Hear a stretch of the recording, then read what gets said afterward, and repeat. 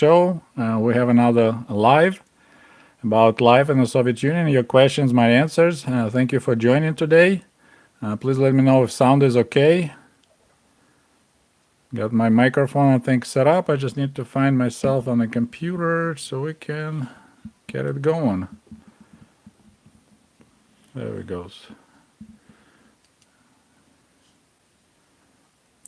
All right, so we had 5 people, now we got 3 people. Okay, so now I can watch your comments on the big screen. They'll make life way easier. Hello. Please let me know if sound is okay. Still trying to figure out, make sure my device is working. Got microphone. Got Florida here. Hello, James. How are you?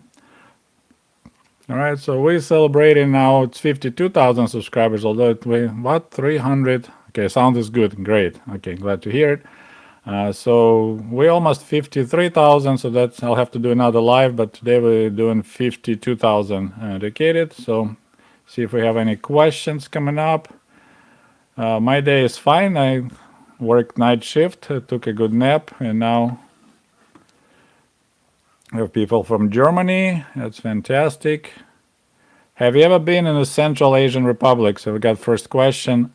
No, we didn't travel much, my family, when I was young. The furthest I went was Azerbaijan. So that's not Central Asian Republic, right? It's more like Caucasian area. It's right on the Caspian Sea. I was, I think, 9th grade. So this is about, I was about 16.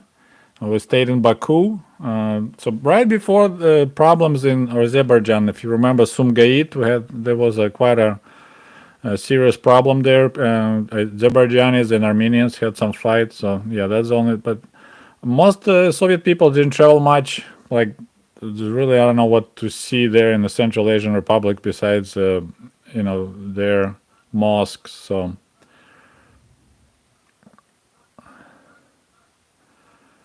Okay, we got comment from Darren. Hello, Sergey. My father and his family left Ukraine in 52 because he was Polish. Appreciate your good work. Well, he managed to live at 52. That's interesting. They let him go. I'm actually right now reading a book online called The Hour of Parrot, the Godina Papugi. It's in Ukrainian. And it's about the whole story about Katyn. How it was discovered in 1939, Soviet Union and Germany attacking Poland. So that's,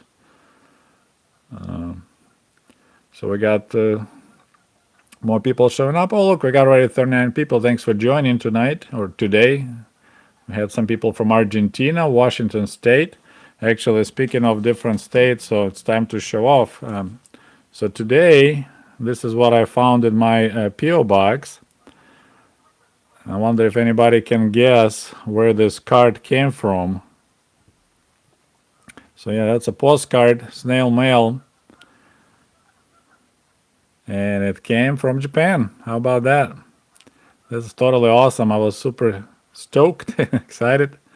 So yeah, Nippon. It's interesting that official English name for Japan they use is Nippon. They don't say Japan on the stamps. You see, it says Nippon. So yeah, that's Frank. He's an American who lives in Japan, and he sent me a card. So that's pretty neat. I was really excited. So it's we got one from Scotland and one from Japan. So if you live in another country, I would really appreciate if you send me a card from your country. That'll be cool. I'm having a little collection going on. Besides American states, we also have cards. Okay, we got first donation from James. Thank you so much. And his question, what do you think the Soviet government would have thought about Professor Jordan Peterson calls postmodernism? James, I have no idea who is Jordan Peterson or postmodernism, unfortunately. If you can expand that to me, I can tell you something, but I have no idea. And just because I lived in the Soviet Union, it doesn't mean that I know a lot about those details. I'm learning along the way with you guys. A lot of times I'm, talking about that topic, but I want to add some more information and start looking up and like, whoa, I didn't know that. So that's pretty neat. By the way, don't forget to post the like under this live. It helps to move it up. Maybe we'll have some other people joining. We got a donation from Kai Johnson for 500 of something. So that's I don't know what currency is that. Is that a South Korea maybe? Or maybe it's Japanese yen. I don't know. But thank you so much for supporting my channel. Oh yeah, yen in Japan. Big in Japan. That's awesome. Wow, that's cool. That's actually Japan is one of the countries that didn't purchase my book yet. I'm watching like I got Australia, I had Argentina, but Japan, I had no sales of my book there. So yeah, that's My American Diaries 1995. Anyway, so yeah, if we have a question about Peterson, if you can tell me more about it, maybe I can tell you something. But okay, what else we got? We have a beautiful weather here in Michigan. It's bright sunshine, no clouds. It's a little bit cold. We just came back from the walk with my wife, and I said I need to do this live. Okay, so next question. In the big cities like Kiev, what was going on with dogs, cats, and pets? Well, now it's a mess, of course, but back in the day, we actually didn't have not many people had pets because we had to work and, you were required to work, right? So basically, during the day, it was empty city. Like many areas, people at the factory, so there'll be hardly anybody in the building. So, of course, you can't leave your cat or dog trapped. Some older ladies, when they, retire, they'll keep a cat, mostly cats. Not many people had dogs in the cities.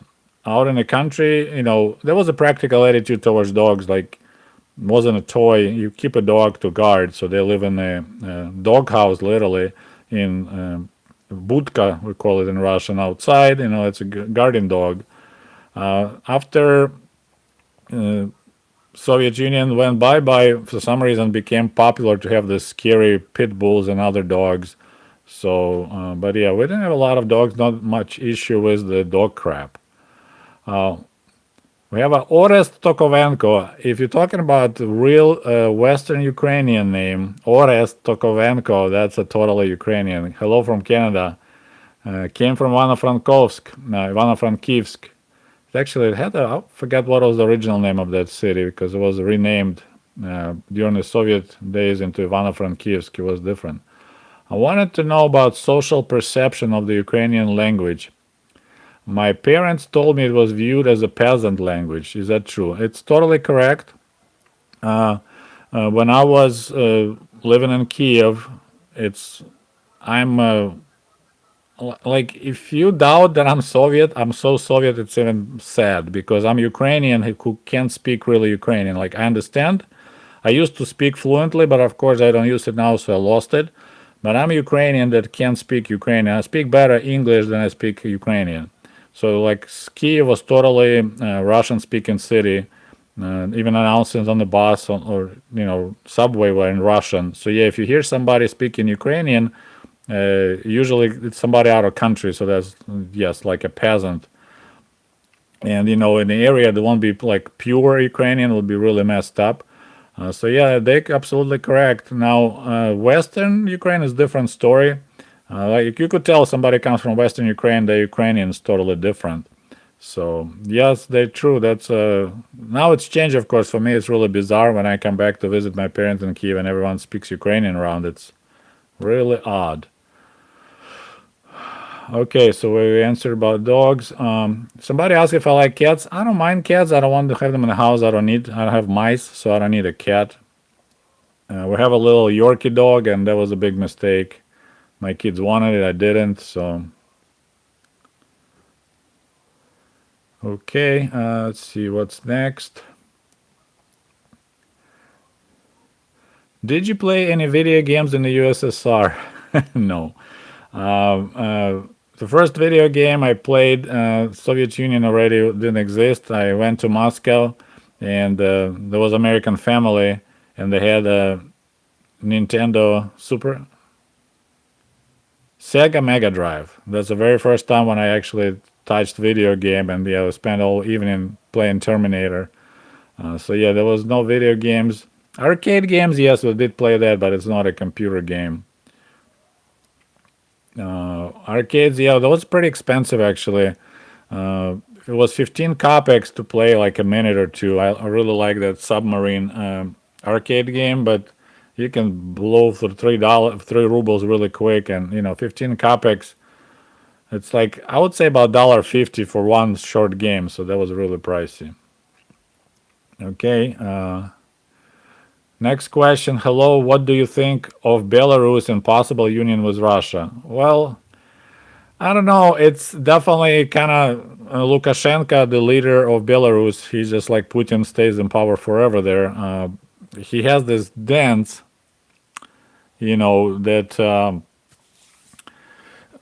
he's trying to milk, of course, Russia for cheap oil, cheap credits. In the meantime, what is that English expression? Trying to eat a cake and have it too. That's what Lukashenko is doing. So he's always like, kind of like, yeah, maybe we can get together, but he would like to stay as a full, leader, not to let Putin take over. So I don't think they're gonna come together, and I don't think population want to go back and be with Russia.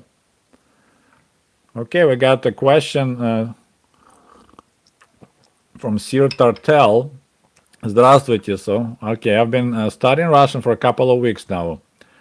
Have you ever thought about teaching Russian on your channel or by any other means? Yes, I have that idea coming up here and there, but there's still so much to like. There's not a lot of information, like first-hand experience about life in Soviet Union. So that's what I do. But there's a lot of YouTube channels that teach Russian. If you look her up, like Russian language lessons. I'm kind of planning doing maybe a live show just for the language. So if people have questions, we can get together. Unfortunately, I don't have a lot of free time, but I'm looking at some options. I don't know. There's some ideas out there. Definitely, I already have a Russian language YouTube channel, English channel, and then I have another one that I put some videos once in a while for time lapses. So.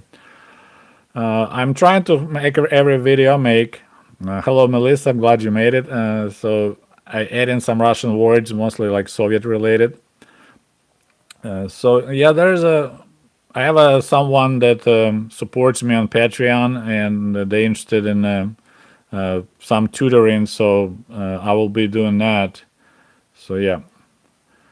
Unfortunately, James, I can't look it up. I'll get back to you on that if you send me email at Sergey Sputnikov at Gmail. I can talk to you about it. I can't look it up right now, running this live. But yeah, I will look it up, and maybe I'll make a video on that. So, did your friends that were in the Soviet Union, in the Soviet Navy, ever talked about the living conditions? Not really. One of my schoolmates, the guy who went to school with me, he actually ended up serving in Navy. So my generation, like born in 1971, don't forget to put likes, please. So we were pretty much almost the last generation that went into Army during the Soviet days. So people, you getting drafted when you're 18. So he ended up being Navy on the Pacific in Vladivostok. He didn't talk much about it, but... And I wanted to go to Navy too. I had this romantic kind of view, being on the big ship, watching sunset in the ocean and all that stuff. But there's stories now out there being published about living conditions. It wasn't that great, but Navy, it's automatically pretty challenging because you're out in the sea for months, tight quarters, so no, but they never mentioned. I mean, I wasn't really asking to. I guess if I'll, bring a bottle of vodka, sit down with him, and say, "Hey, let's have a chat." Now I'll be probably interested to talk about it with him. I guess if I'll find him online, maybe I'll hit him up, like the expression. Okay, moving along. Next question. Why did you choose the U.S., not Western Europe? I didn't really choose U.S. or Western Europe. I had a blind date here, and that's how I got stuck in America. I met a lady, and we got married, and I wasn't initially when I came. I traveled a little bit in Europe in early '90s. Um, oh, Nick, hi Nick. Thanks for jumping in for a quick second. We got almost 100 people today joining. That's great. So when I came to work in America in 1995, once again, this whole story, if you're interested in my experience coming to America for the very first time, it's American Diaries, available on Amazon. You can also order from me if you want signed copy. I wasn't planning to stay here at all. I just wanted to come work, make some money, work enough to camp at the farm. South Carolina here, great, thank you. But I came 4 times, and I kind of like I realized I can realize myself way better in America than back in Ukraine. But there was no way to stay in America. They don't have any legal system to come and stay here. I mean, if I'll be like a pretty photo model, I could get like Melania Trump. She came to America on a pretty visa. They give models easy green cards, but otherwise it's impossible. So I was shooting for Canada. I was actually applied in Canadian embassy in Kiev to move to Canada, but then I had a blind date and I got stuck in Michigan. What do you think about the current situation happening in Russia and Belarus and Bulgaria? I don't know what's happening in Bulgaria. I don't watch that country at all. Both Russia and Belarus, they kind of run that cycle. It looks like it happens about every 30 years, 20, 30 years. The leader that lacks the power gets old, so he's about to die or lose control. So there'll definitely be some changes. I'm not sure what, will be next. On the long run, I think Russia will disappear as a country like it is right now. It will break up in pieces, like Caucasian republics or Caucasian regions like Chechnya, Dagestan. They'll become independent.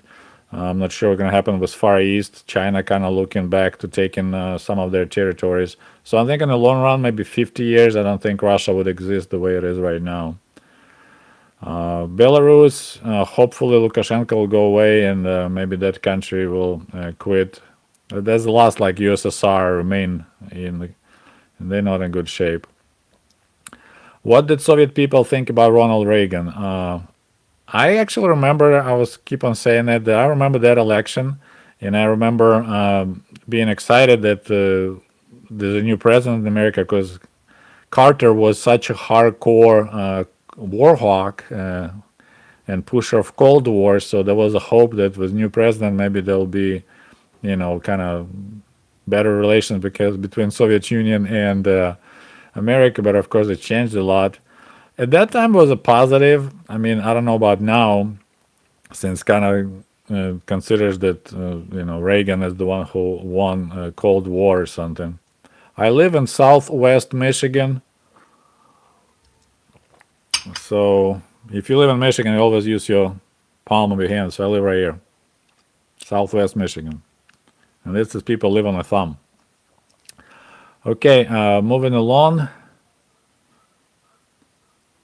So another question, arcade and video games USSR. I need to make a video about it. I didn't, I didn't have my own video game, but we had the arcade games, so there'll be like this little building, and people go in there and, they pay 15 kopecks for this different arcade games, shooting. They said 15 kopecks was very expensive. I mean, it's a price of loaf of bread. So picture you spending, $3 for one little game, short time. So that was pretty pricey. But yeah, we did have arcade games, no video games, as I didn't experience any really. I would like to buy your book, but I'm worried about shipping during COVID. So far, my books made to Spain. They made to. I had somebody ordered all 3 books from Moscow and went to Russia. So shipping's working fine as far as I know.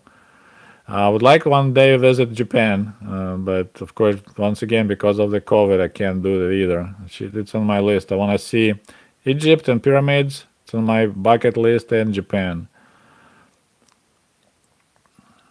All right, somebody from Milwaukee. They got good weather there too, and they speak Russian. That's awesome. What do you know about Soviet space program and Baikonur Cosmodrome? I mean, probably know as much as everybody else. I mean, we all were proud of our space achievements. So I don't know anything secret about it, just like everyone else. We were proud, and actually, one of the Soviet cosmonauts had the same last name like me, so that was pretty cool. Hello from Riga, Latvia. Actually, I was in Riga a long time ago. What else do you remember from that time you visited Riga with your class? It's kind of funny because in my book in 1996, American Diaries, this is a Russian version. I'm working on translation. Look at that dude. Yeah, I'm changed quite a bit, didn't I? Yeah, years, a bit. So, anyways, here I mentioned my visit to Riga. Um, I was surprised that I met some older ladies that they couldn't speak Russian well. That was a shock. Uh, we were told that people will be unfriendly if you speak Russian to them, but that turned out to be not true. I like Riga a lot. It's a beautiful city, especially old town. We went to Jurmala. That was cool. Uh, what else I remember there? Oh, I was really shocked that in Riga at that time they had like we took tram and there was people constantly checking your tickets. Like in Kiev, I'd never seen the controllers, the people that go in and they check it, make sure that everyone is paying for their ride. In Riga, there was every ride there was somebody, so we were like had to buy tickets because we're just like So that was interesting. But yeah, I mentioned about my visit in my second book. It's available only in Russian right now, an electronic copy or. Okay, got some. Svetlana is back. Greetings. Do some practice on the Duolingo to keep your Ukrainian back up. I mean, I just need to start speaking Ukrainian. I mean, I know the language is just, it's like when you don't do something, it's there. You just need to get back into it. It will come back. I know it if I just practice. How common was obesity in USSR? Only among the retired old ladies, like when they retire, and so quite often pensions are pretty poor, so they quit moving because they don't have to go to work all the time, and people walked. I mean, we walked all the time everywhere. No one, not many people own cars, so you have to walk a lot. So they eat a lot of like cheap bread because bread was heavily subsidized. So of course, if you eat all the carbs like bread and potatoes, then you're big. So there's a lot of those. They're not obese, but they definitely didn't look healthy. They were big ladies, but they would still go on the beach and have their bikinis. That was pretty wild. So okay.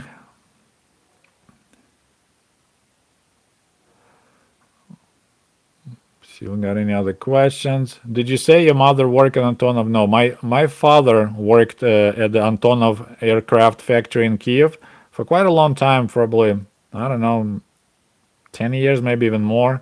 I worked there for a little bit too during the college time. So yeah, he was a spray painter. He was spraying airplanes. And actually, if you look at my videos, I showed his little ID, like he's a qual card, and it says that he was spray painting. He was qualified to paint specific models of airplanes, like an AN-24, not the big ones.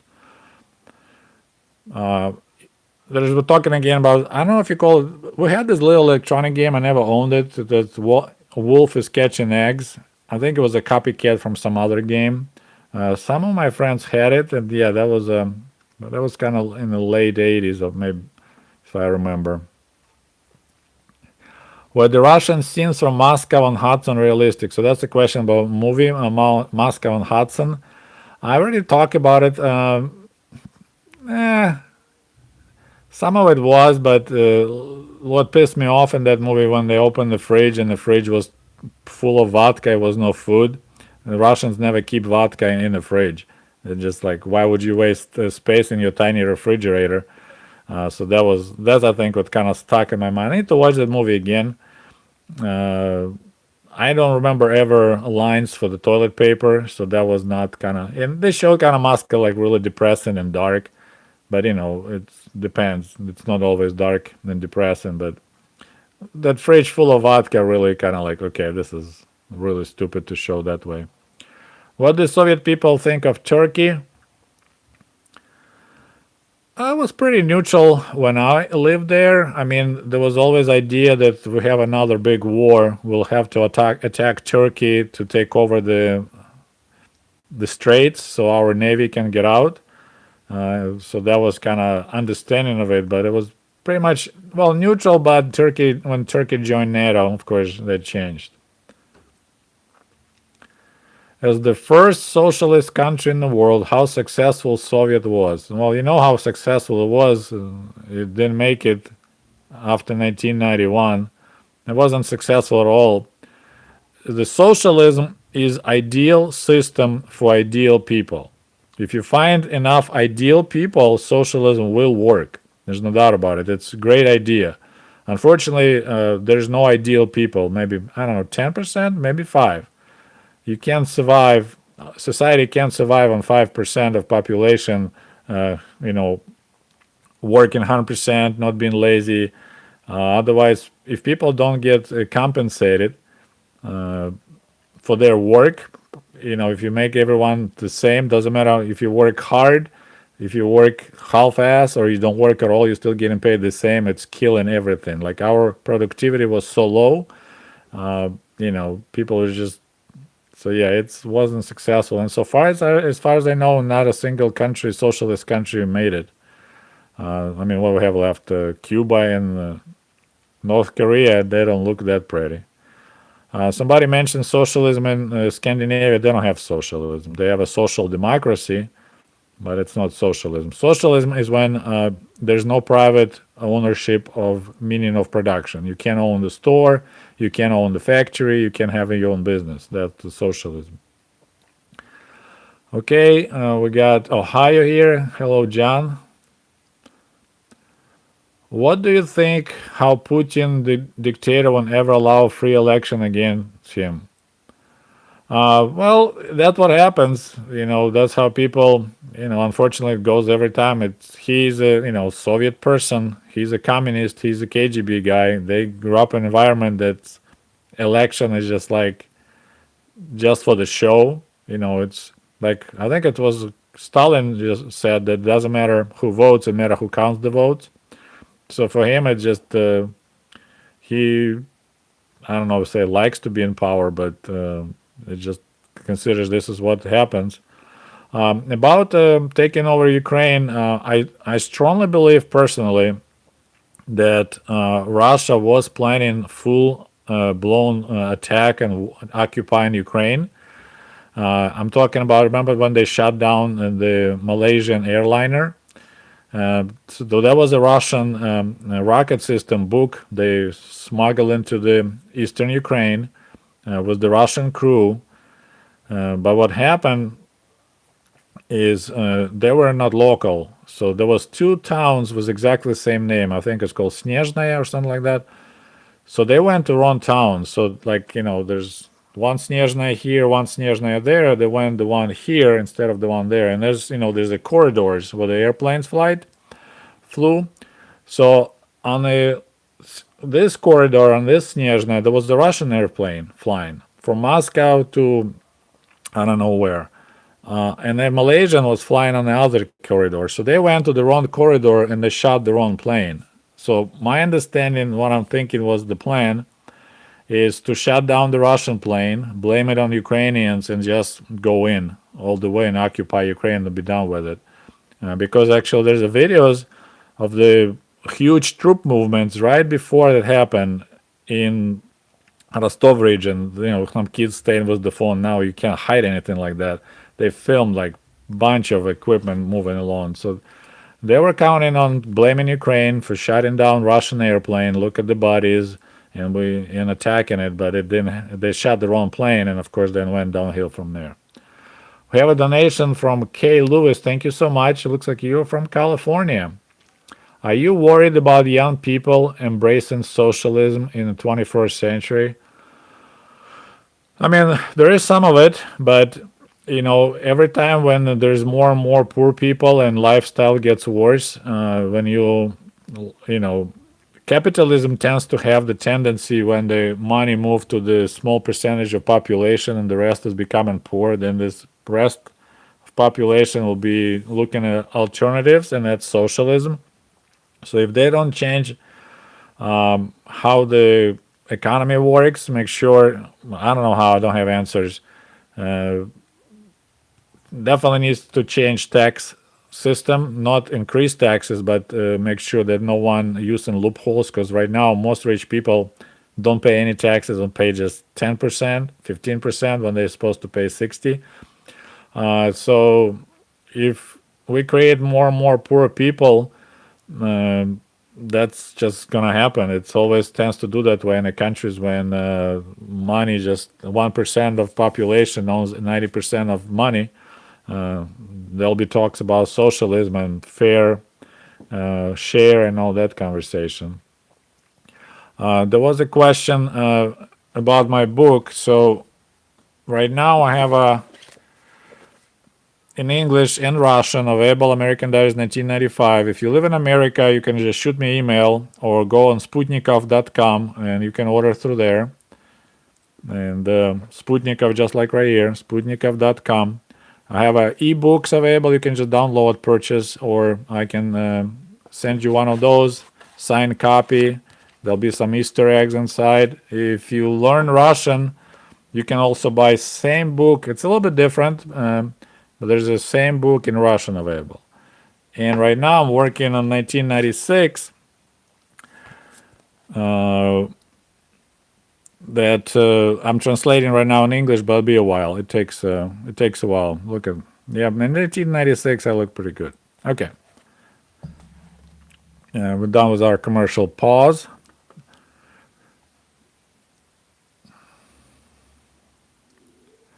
So people interested in lessons of Russian.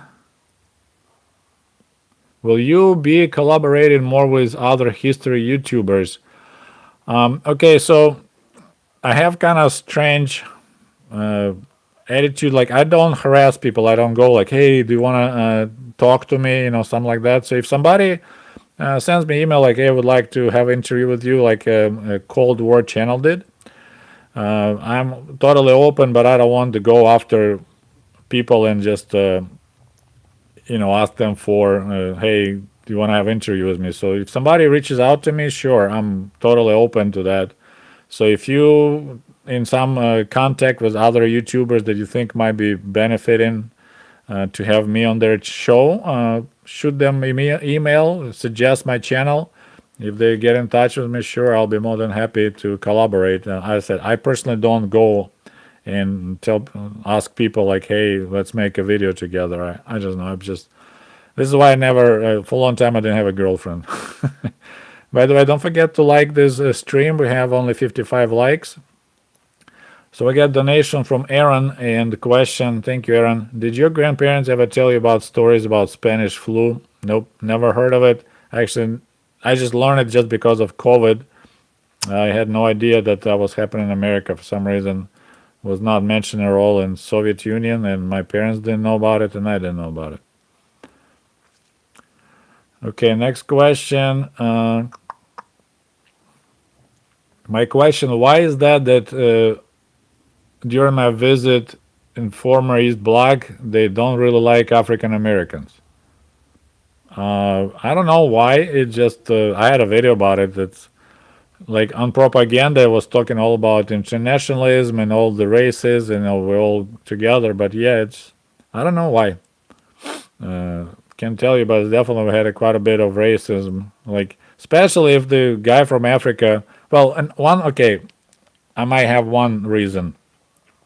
We were quite poor as a Soviet people. I mean, it was comfortable to live in Soviet Union poor because housing was so cheap, and basic foods staples were subsidized. So, but generally we're poor. Like we couldn't afford, a lot of good. Like if somebody brings some Levi's jeans, most people it's like you have to pay 2 monthly salaries to buy a pair of jeans. So now these guys from Africa come and they're rich because they have access to dollars, so they have nice things. And some girls were interested in African American guys for whatever reason, maybe just because they're different flavor, or maybe because they had more money. So one of the reasons people were upset is because, you know, some girl started dating a black guy, and that was like big no. And yeah, that was horrible, especially if she would get pregnant, had a kid, and that kid would have a trouble in school. So surprisingly, Soviet Union was quite racist, and I'm talking like in big cities. Usually, big cities more diverse and open, but Soviet cities were not diverse. They were, white, just maybe a mixture Ukrainian, Russians, or something like that. So yeah, that's maybe one of the reasons because yeah, it's. What do you think about people selling Soviet collection items? Do you think is disrespectful to victims of the Soviet Union? That's hard question. I don't know. I mean, if somebody be great if you can find actual relatives of those people and give it to them, but if it lays somewhere in archives and they planning to burn all that stuff because they don't have room to store, I don't see a problem if collectors will own it. I mean, guilty as charged. I sold a lot of German workbooks on eBay back in the day. My friend would go to collector's market in Kiev and buys all the items, like, if they were forced labor in Germany and they had a special workbook IDs, and then KGB kept them, and then I guess when they were purging or cleaning, they were throwing a bunch of stuff. So instead of burning it, people just took it home and then they resell it. It's better to keep it in someone's hands than just destroy it. So I think it's okay. I mean, I wish it's possible to find uh, relatives, but I mean, one time it happened to me. I told you before. I sold a passport to Palestine from Poland, and actually, relatives in Israel bought that passport. It was their grandpa. It was pretty amazing. So yeah, so I'm okay with that. What was your favorite book in childhood? I liked a lot science fiction. Ivan Yefremov. There was a couple other ones. Aelita was a good book. So I was big on science fiction, but I didn't have like really any specific. What was your favorite movie from Soviet Union? I think 17 Moments of the Spring, that about Soviet spy in Nazi Germany, that was my favorite. I need to watch it again. It was a long time ago. Now we got Pakistan here. Hello. Prague, Czechia. Keep on saying Czechoslovakia. I'm sorry. Czech was Prague. Thank you for much for your work. You're welcome. Even USSR is better than Brazil. Could be. Never been in Brazil. Definitely, if you look at the photos of the beaches in Brazil, I like Brazil way better than beaches in Soviet Union. Some people on your beaches, some ladies look very fine. So I think you're doing okay. We got Serbia here. Hello. So we got people from all over the world. It's pretty cool. But we need to get to the 100 likes. We have only 75. We have only 20 minutes to go. So please, if you just join me, don't forget and click on that like. South Carolina here. Serbia. Wow. So we got people as far as Japan. I didn't hear anybody from Australia. We got somebody from South America. So that was cool. Northern Ireland. Hello, never been there. Been in Scotland, that's how far I went on with. Another popular question, I gotta make a video. Do you watch Bold and Bankrupt? I don't. Italy here too. I I need to make a video. I tried and I got to the video when he was riding the Soviet bike and he was making so much exciting out of it, just riding bike made in USSR, and it just killed for me. For me, I don't know. It's like if you're a coal miner and then you watch the channel somebody for first time in a coal mine and he's just like, oh my god, look, this is a coal mine. So I was like, dude, yeah, it's a coal mine. So he's doing fantastic. I mean, good for him. I'm really happy. He knows how to make exciting videos of just really like basic stuff. Like for me, I have a similar videos when I walk around abandoned village, and I knew everything about abandoned village, but my video had 2,000 views. He is getting lost in abandoned village somewhere in Belarus, and then he got million views. So he is a master of his business, like what he does. He's definitely not bankrupt anymore. He's still bold, but with 2 million views, I think he's doing just fine. So Yeah, I said I tried to watch when we got recommended, but just I owned the bike and he got stolen. So that's my story about Soviet bike. And he made the whole production. Hey, I'm riding a Soviet bike. Like, yeah, that's just a bike. So no, but yeah, he's doing great. I'm happy that he shows people some life. But of course,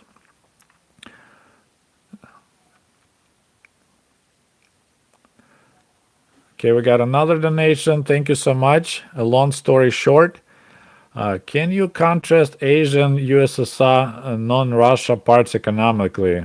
Was things much different from Armenia to Azer to Uzbek? It's hard to say about those republics. Like I know Georgia.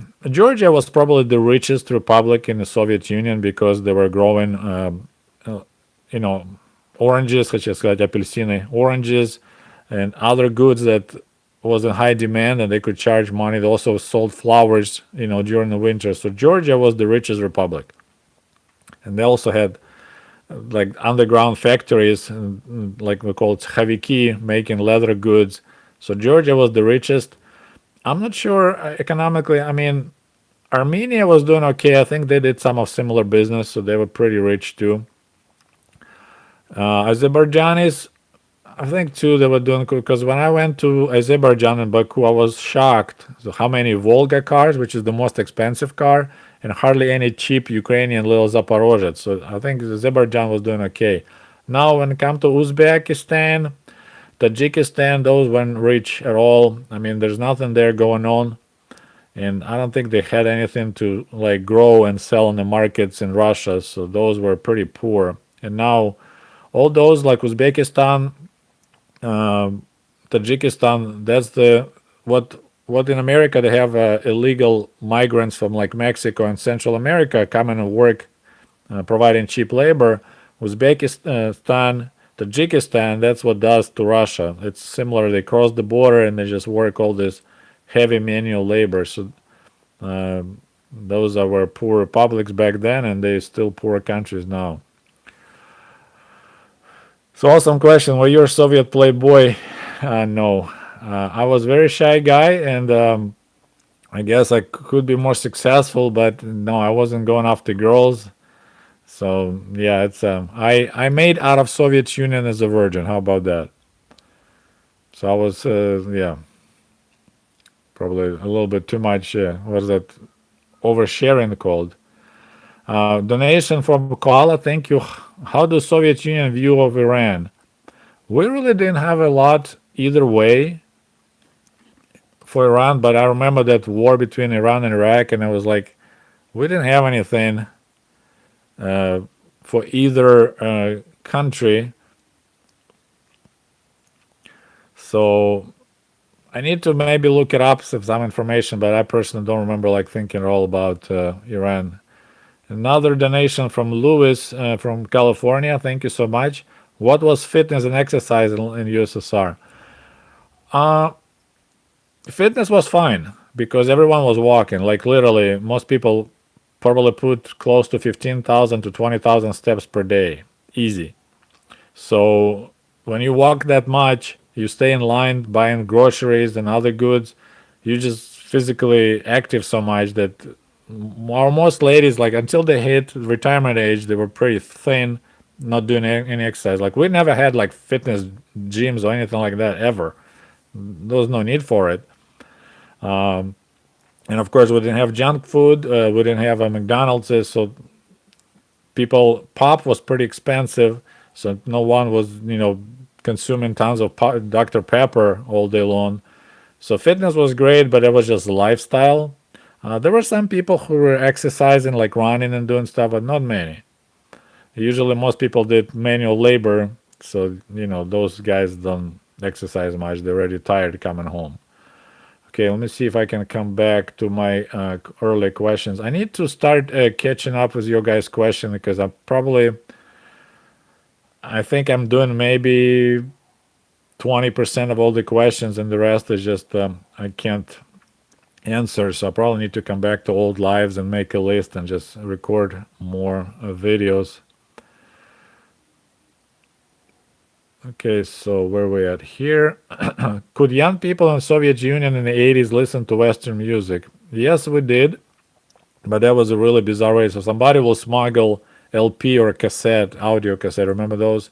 And then will start copying. So there'll be maybe, I don't know, the 50th copy. So quality was poor, but you listen, whatever the band, rock bands, or a lot of was just a popular music like a Boney M and others, from Europe.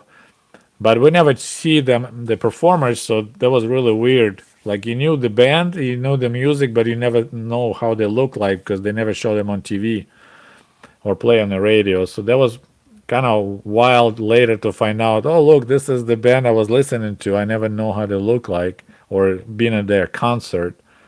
So that was pretty weird. Okay, let's see. Do you think communists could make a comeback in Russia? No. I think they tried it. It didn't work. I mean, if you want to bring communists back to Russia, might as well start building gulag camps again because somebody needs to work for free to support that inefficient economy. Questions and from Aaron, soldiers in the USSR. I made quite a few videos about it. I said I didn't. Guess I can say I was lucky or not, but I'd never didn't serve in military. My eyes wasn't good enough for army. Uh, my friends, I did a lot of correspondence. They really didn't enjoy army when they were in the service, but then later they said it was a great school. They made them real men, but while they were in army, they really didn't dig it at all. Okay, so question about Canada and USSR hockey. I think I mentioned here and there, and that was definitely a good competition. I like that type of competition, so that was awesome. When Canada played, it was really intense. How can you win a Cold War? There's no way Soviet Union could win a Cold War. It's just impossible.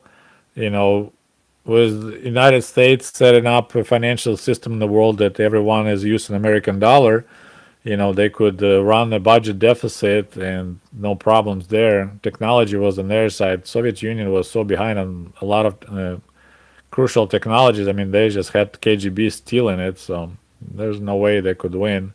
They could just be smart and just have a nice, solid nuclear weapons, and then don't build this tens of thousands of tanks. That was such a waste of money.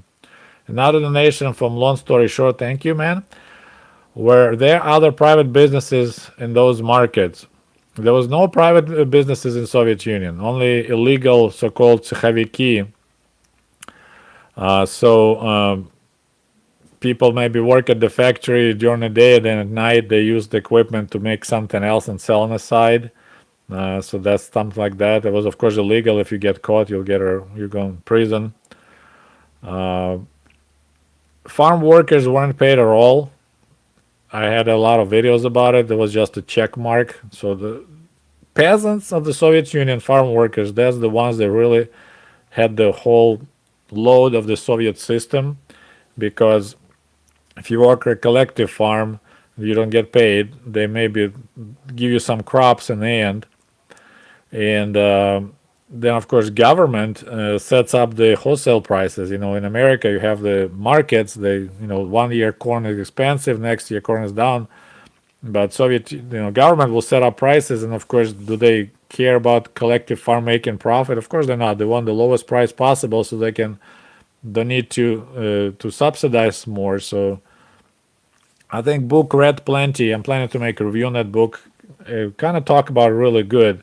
That they just not at it was below the cost. That was the wholesale prices, and you're required to sell to the government. So if you have a monopoly as a government and they tell the prices, so the collective farms maybe they would like to pay some money, but they couldn't because they were making no profits because of the government set up wholesale prices. Khrushchev was trying to change it, Khrushchev, and then prices went up, and of course people weren't happy. So it's a mess. Question about shipping of my book to United Kingdom. Shipping, unfortunately, is very pricey. It's at $23 to ship a book, and then a book is $15. So if you don't mind to spend extra, you'll get a real deal. Uh, so $23. Another question on the nation from Aaron. We got some guys here on fire. Thank you so much. Can you tell us about your paternal grandparents? Seems like you are paternally probably talking about my father, right? And it seemed like you were much closer to your mom's parents. I actually planning to make a big video about it. Unfortunately, the problem with that video is I don't have any pictures. Like I have zero photos of my uh, grandparents on the father's side. So I'm trying to figure out how to make the video. Maybe I just have my face like this and talk about it. Maybe some pictures of I found online of that village. But yeah, there's quite a lot of stories to tell. But yeah, we really didn't interact much with my even my dad. Like when we had the summer vacation, he would go to the village to my mother parents because he liked that place way better. It was northern Ukraine. Climate was better. He could do fishing. He could do mushroom hunting. He loved mushroom hunting. There was no mushroom hunting in Zhytomyr region. So yeah, our family was really not. But yeah, I'm planning to make a video about it pretty soon. Actually, just trying to figure out logistics, how to make it interesting because I literally like I asked my dad to send me some pic photos. Like we don't have. They were so poor, like if he's talking poor, poor, like kids who had the swollen stomachs, like his brother, his siblings, and him, because there were so many of them and they didn't have enough food.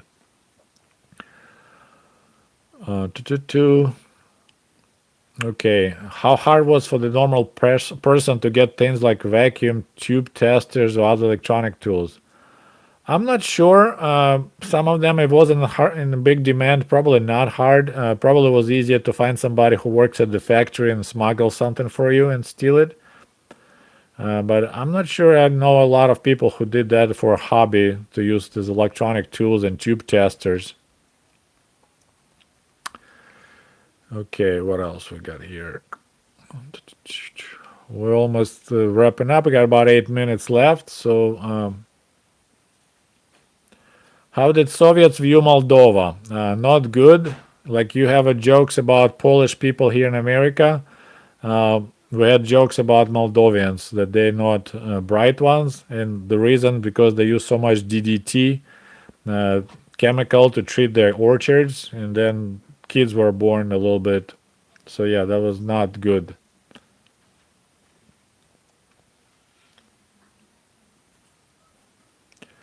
Got stuck on Russian ship. They said there were no churches. Not true. They shut down a lot of churches all over the country. Like most villages lost their churches. Like there was a church in our village, and they turned it into like a club, not the party club, but the club. But big cities still had churches, but they shut down. Probably they closed. I would say maybe close to 80% of churches during the Soviet Union. They just left like big important ones in the big cities, but in villages they all were shut down, turned to warehouses or whatever.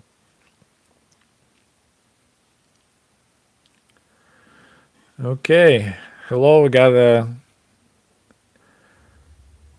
from upstate. Greetings, I'm glad you made it. How's it going?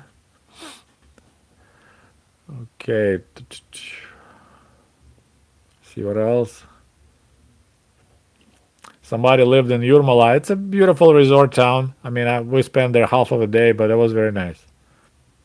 I will buy your book if it's in English. My 1995 is available in English, yes. If you live in America, you can buy it right now. I got about 50 copies on hand all the time.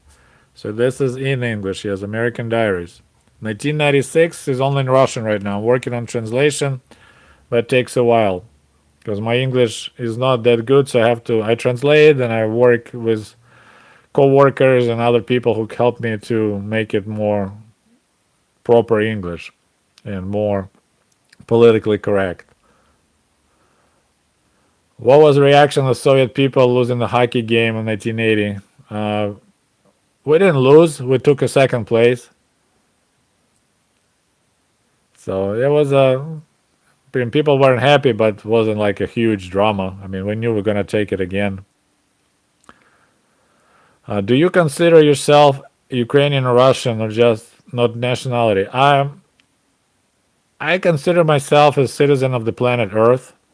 I happen to be Ukrainian, but I didn't fill up any paperwork. Like I would like to be born in Soviet Union as a Ukrainian, so I just happen. So I'm just looking what I view myself as a citizen of Earth. Okay, I like to live here. If I would like to have everyone available just to move around. Like you live for 10 years in the United States, like what about if we just get a job and move to Japan, live there for a little bit, then so that'll be fantastic. But of course, I don't think it's going to happen in my lifetime. So, and when people make, sometimes people being funny, they make fun of Ukrainians, they say, I don't care, I'm Russian. And they make fun of Russians, say, I don't care, I'm Ukrainian. If they make fun of Ukrainians and Russian, I say, I don't care, I'm Soviet. So I don't have this, I'm Ukrainian. Здравствуйте, товарищи капиталисты. We got some people from Russia, from Stalingrad, join us here. Hello, comrades capitalists. That's awesome. Are you happy to see the real history of America being taught online? I'm not sure what you're talking about, but it's definitely, there's always a pretty history, and then there's always some ugly, dark corners. So I'm not sure what you're talking about, slavery or what part of online history. History is written by winners. If you study, like I'm right now, study a lot history of Soviet Union, and it's not pretty. Like I listen to Solzhenitsyn books when I drive to work. Now I started listening to Shalamov, another guy who was in the labor camps in Gulag camp. It's horrible. And now I'm reading stories about how the Soviet Union took over Western Ukraine and Western Belarus, and that's not pretty. Like what they did to Polish officers and Polish soldiers, it's I don't know if socialism is better than capitalism.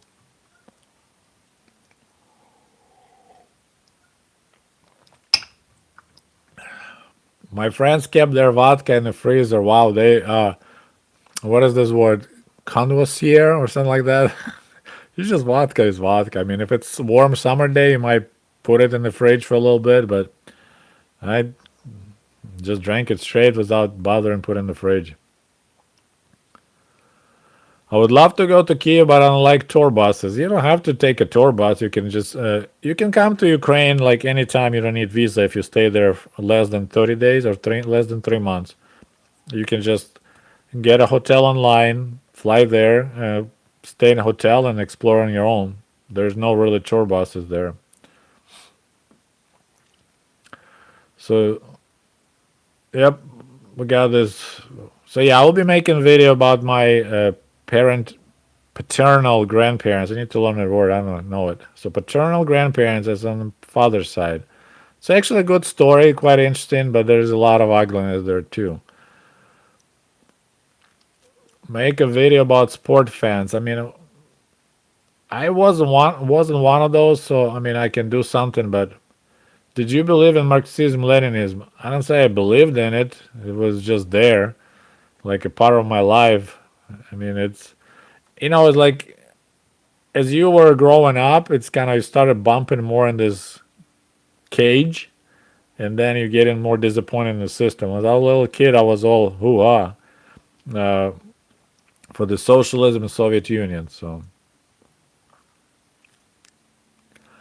I heard there were incentives for factory workers in late USSR. I think Gorbachev was trying to improve productivity but then it's like was a problem. Like, okay, why are we doing this capitalism stuff? I think he got in trouble a long time ago before he became president of the Soviet Union or leader of the Communist Party. He was a communist leader in Krasnodar region, and he introduced kind of these financial incentives for collective farm workers, and productivity went. So they were like, "Oh, you did awesome." They went to share experience. They're like, "Wait a minute, you pay them more when they produce more. It's capitalism. You can't do that here." So yeah, it's he got in trouble back then that he tried on the grand scale do perestroika, and we know what happened. But I mean, Soviet Union was ready to go down. It's just it happened on his watch. Okay, see what else. Now the question: in the late 80s, early 90s, there have been studies talking about the diet of progress. The more meat production being made to rival West. Can you comment on this? I don't think it's you're talking late 80s. Meat production, that was a big thing for Khrushchev. He wanted to increase so much that was the first step towards communism, to have so much groceries available so you don't need to sell them anymore. So that would happen. That was his idea, corn. He was trying to try anything possible to increase meat production. So then that would be first step, like, hey, you don't have to buy meat anymore. Just go to the store, take what you need. But yeah, we definitely, our meat production was not pretty. I mean, we all ate old retired milk cows. There was not beef raised. I mean, it was an environmentally friendly thing to do, but that meat was horrible. That's why I still prefer bologna and hot dogs over steak. It's just our, like, we didn't have steaks at all. See, there was one donation and a question, but I missed it. Let me see if I go down, and we'll be wrapping up, guys. We're right in about an hour. I promise my wife will be an hour. Did you see Ukrainian YouTuber Veronica in Michigan? Nope, never heard of her. I might need to check her out. And thank you for your donation. Вы помните мыльную оперу? So, all right, so that'll be the last question. I'll be wrapping the things up, but back in the end of the Soviet Union, maybe already was after, they opened up us to the Western influence, and they showed this soap opera from, I believe, from Brazil, called Rabinya Isaura, so the slave Isaura. And oh my goodness, the whole country, I mean, I'm not joking, the whole country was watching that. I wasn't, but like my parents, everyone. That was like first time soap opera on a Soviet screen. So the whole country.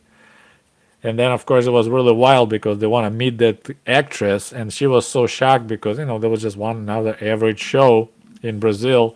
So they flew her to Moscow, and she had interviews, and she was so shocked because she was like a number one lady in the world. I don't know her name. I think she was kind of cute, but I gotta give credit to my mom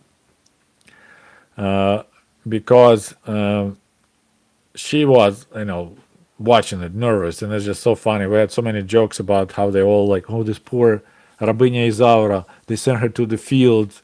So we had this kind of cartoons, there's ladies in a collective farm working in the field, and they're like, when they sent the Isaura to the fields, my heart just stopped. I felt so bad for her, and she's just working in the fields, slaving away.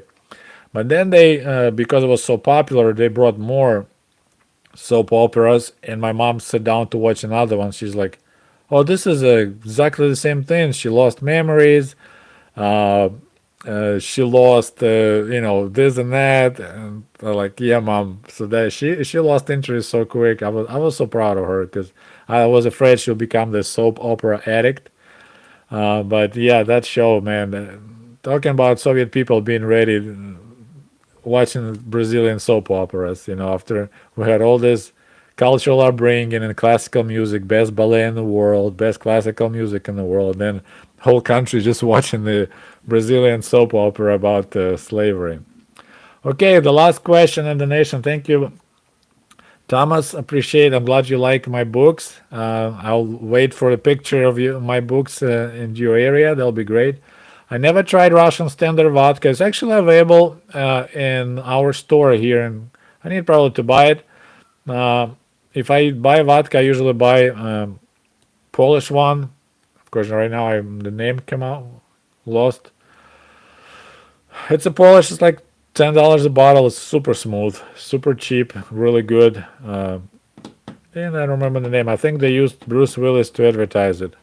So, all right, guys. Well, thank you very much for joining me. I will go through your questions. If any good ones, I will try to make video about it. There's a questions about the religion Soviet Union. You can check my playlist. I had at least 4 videos about religion. So there's tons of stuff already, over 200 videos out there. There's a lot of questions that you have that's already. So thank you so much for joining me. I appreciate it. We'll talk to you soon. До свидания. Goodbye.